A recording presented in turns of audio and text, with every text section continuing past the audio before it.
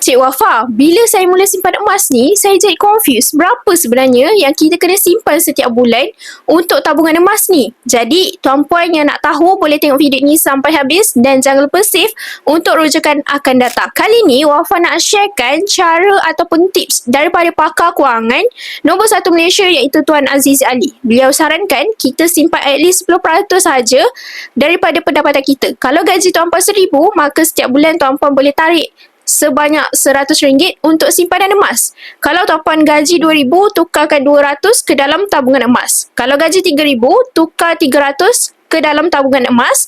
Dan kalau gaji tuan-puan RM10,000, tuan-puan boleh tukarkan RM1,000 setiap bulan dalam bentuk simpanan emas. Kata Tuan Aziz Ali, sepanjang beliau kenal emas, inilah cara paling berjaya bagi seseorang penyimpan emas.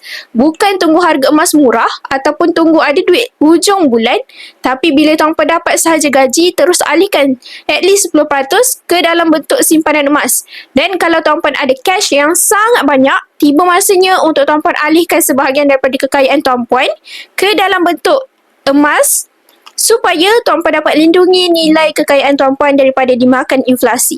Kita sama-sama ambil iktibar daripada krisis mata wang yang berlaku di beberapa negara dekat dunia ni. Contohnya Turki, Lebanon, Greece, Zimbabwe dan banyak lagi mata wang negara yang hampir tak bernilai, jatuh teruk akibat krisis ekonomi dan juga politik negara. Jom tuan-puan, daripada hari ini kita sama-sama bina aset emas sebagai harta sehingga kita boleh warisi kepada keluarga kita, insyaAllah. Jadi untuk tuan-puan yang nak belajar macam mana cara untuk susun kewangan untuk tambah tabungan dengan simpanan emas, boleh sahaja terus hubungi Wafa. InsyaAllah Wafa akan bantu tuan-puan sebaiknya. Dan kalau tuan-puan nak belajar lebih banyak ilmu emas dan juga kewangan, jangan lupa follow Wafa cepat-cepat.